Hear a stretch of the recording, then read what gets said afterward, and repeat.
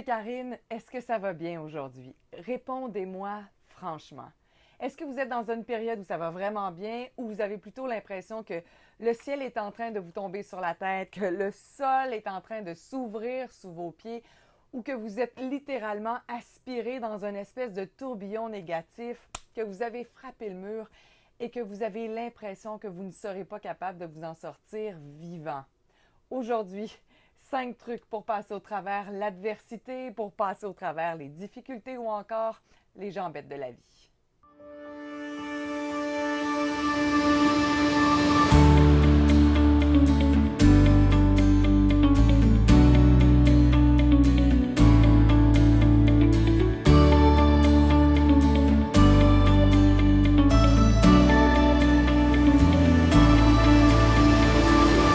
Avant de vous révéler ces 5 trucs pour pouvoir traverser les différentes jambettes de la vie, je veux juste vous rappeler que vous pouvez toujours vous abonner à ma chaîne YouTube afin de recevoir à chaque semaine des vidéos de motivation, des vidéos qui nous permettent peut-être d'être de meilleurs humains et d'avoir une vie un peu plus complète et un peu plus étoilée. Alors allons-y, parce que des hauts et des bas dans la vie, il y en a toujours et je vous ai fait ça aujourd'hui à la bonne franquette.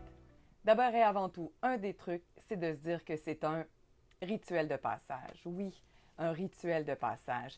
À chaque fois qu'on a une difficulté, c'est ce qui nous permet de découvrir peut-être un peu plus de résilience, de découvrir des forces, de découvrir des dons qu'on a à l'intérieur de nous qui nous permet de grandir. Que ce soit mon divorce, que ce soit une démotion professionnelle, que ce soit des échecs au niveau sportif, que ce soit encore même la dépression qui est survenue en 2010-2011, à chaque fois que j'ai traversé des épreuves, j'en suis sortie grandie. Donc, en ce moment encore, ça m'arrive et je me dis toujours, OK, c'est un rituel de passage, c'est un rituel obligatoire pour me permettre d'apprendre quelque chose de nouveau.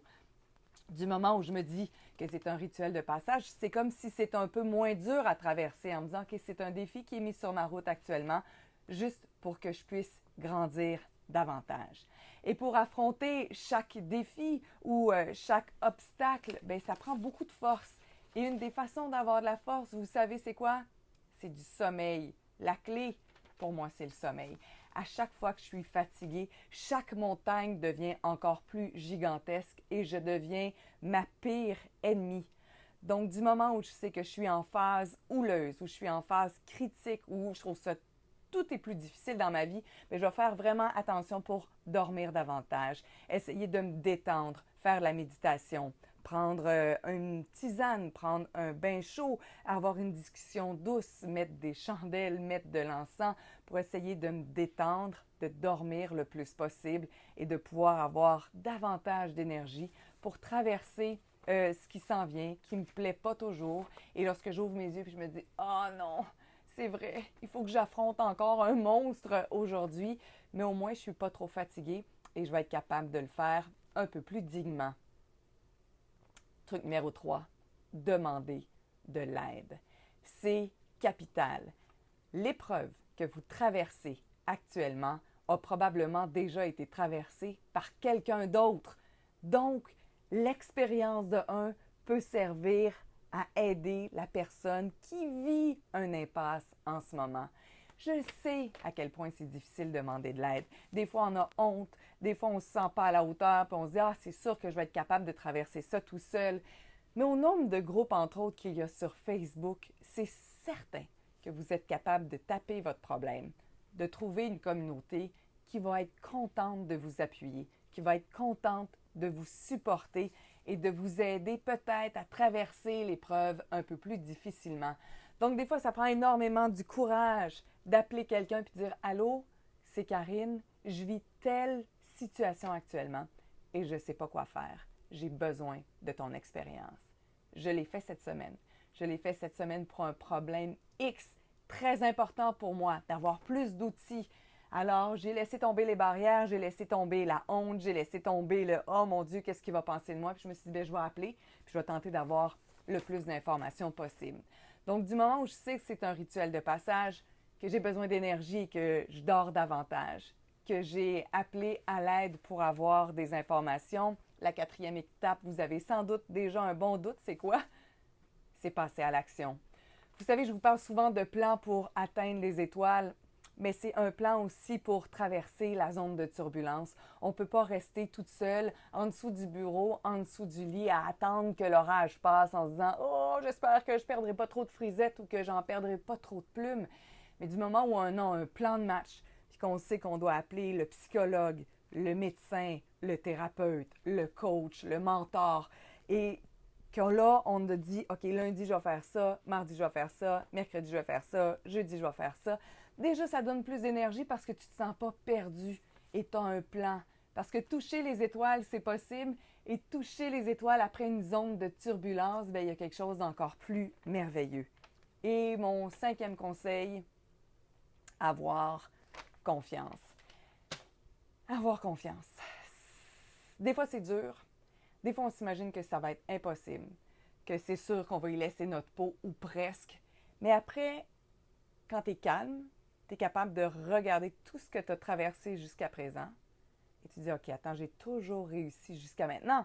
Je suis en vie, je suis là. Toutes les étapes, je les ai traversées.